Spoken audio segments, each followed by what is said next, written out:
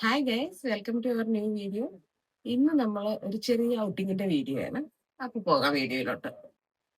അപ്പോൾ നമ്മൾ പോകുന്നത് കേരള തമിഴ്നാട് ബോർഡറിലുള്ള മാമ്പഴത്തുറയാർ ഡാമിലോട്ടാണ്. ഇത് കന്യാകുമാരിയിലാണ് വരുന്നത്. വെള്ളറുടെ നിന്ന് റൈറ്റ് കട്ട് ചെയ്തിട്ടാണ് നമ്മൾ പോകുന്നത്.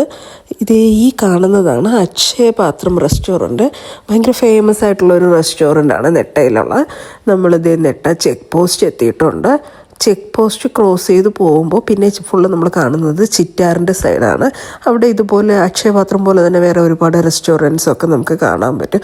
ഭയങ്കര ബ്യൂട്ടിഫുൾ ആയിട്ടുള്ള ഏരിയ ആണ് കേട്ടോ. ഭയങ്കര കാം ക്വയറ്റ് ആയിട്ടുള്ള ഒരു ഏരിയ ആണ് നമ്മുടെ ഈ നെട്ട എന്ന് പറയുന്നത്. നമുക്ക് ട്രിവാൻഡ്രംകാർക്കൊക്കെ ഈസി ആയിട്ട് പോയിട്ട് വരാൻ പറ്റുന്ന ഒരു ഏരിയ ആണ്. അങ്ങനെ നെട്ട എത്തിയപ്പോൾ ഞങ്ങളൊന്ന് ഇറങ്ങി കുറച്ച് ഫോട്ടോസും വീഡിയോസും ഒക്കെ എടുത്തു. ഇവിടെ വരുമ്പോൾ ഇറങ്ങാതെ പോകാൻ ഭയങ്കര മടിയാണ്. അങ്ങനെ നമ്മളിവിടെ ഇറങ്ങി കുറച്ച് ഫോട്ടോസൊക്കെ എടുത്ത ശേഷം വീണ്ടും മുന്നോട്ട് പോയി തുടങ്ങി. പോകുമ്പോൾ കാണുന്നതാണ് തെങ്ങും തോപ്പും നെൽപ്പാടങ്ങളും ഒക്കെ ആയിട്ട് ഭയങ്കര ബ്യൂട്ടിഫുൾ ആയിട്ടുള്ളൊരു വ്യൂ. നമ്മുടെ നാട്ടിലിപ്പോൾ ഇത് കാണാൻ തന്നെ ഭയങ്കര പാടാണ്. ഇത് കാണാൻ തമിഴ്നാട്ടിൽ വരണം എന്നുള്ള അവസ്ഥയാണ്. പിന്നീട് നമ്മൾ മുമ്പോട്ട് പോകുമ്പോൾ ഫ്രണ്ടിൽ ഫുള്ള് മൂടൽമഞ്ഞാണ്. നമ്മൾ അടുത്തോട്ട് പോകുന്തോറും മൂടൽമഞ്ഞിനെ കൂടി വരുവാണ്. റോഡൊക്കെ ഭയങ്കര പരിതാപകരമാണ്.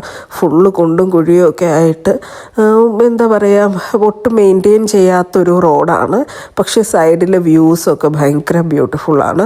ഇത് കണ്ടില്ലേ, പണ്ട് നമ്മൾ പറയുന്ന പോലെ പാടവും വരമ്പും പിന്നെ കുറേ വെള്ളക്കൊക്കുകളും ഒക്കെ ആയിട്ട് ഭയങ്കര അടിപൊളി ആംബിയൻസാണ്.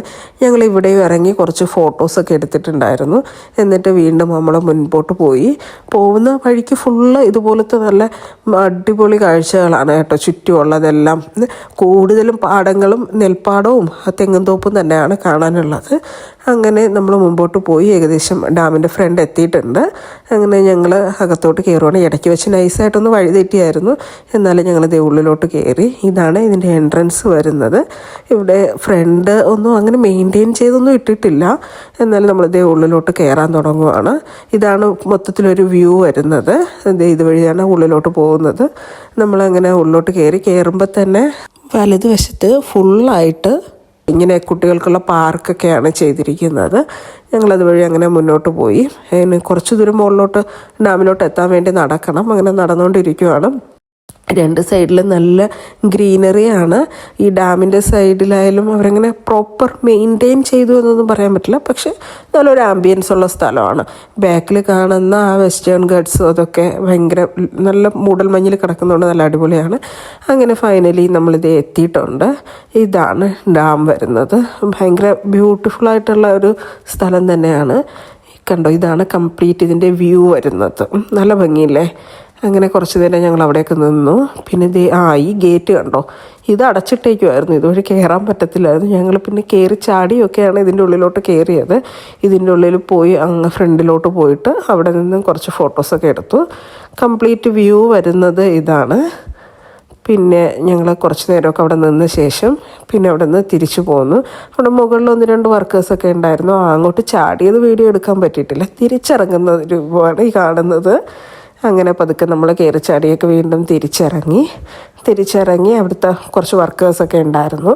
അവരോടൊക്കെ ഒന്ന് സംസാരിച്ച്, ഈ മെയിൻറ്റെയിനൊക്കെ ചെയ്ത ആൾക്കാരോടൊക്കെ ഒന്ന് സംസാരിച്ച് കുറച്ച് നേരം ഇരുന്ന ശേഷം അവിടെ നിന്ന് നമ്മളിതേ തിരിച്ചിറങ്ങുവാണ്. ഈ പാറ കണ്ടോ, എന്തൊരു ഭംഗിയാണെന്ന് നോക്കിയേ. അടിപൊളിയായിട്ടുണ്ടല്ലേ. ഓക്കെ, ഞങ്ങളിവിടെ നിന്ന് ഇറങ്ങി അടുത്തതായി പോകുന്നത് മാത്തൂർ തൊട്ടിപ്പാലത്തിലോട്ടാണ്. ഇതിൻ്റെ അടുത്ത് തന്നെയാണ്. ഏകദേശം ഒരു 18 കിലോമീറ്റേഴ്സാണ് ഇവിടെ നിന്നുള്ളത്. അപ്പോൾ നമ്മൾ അങ്ങോട്ട് പോവുകയാണ്.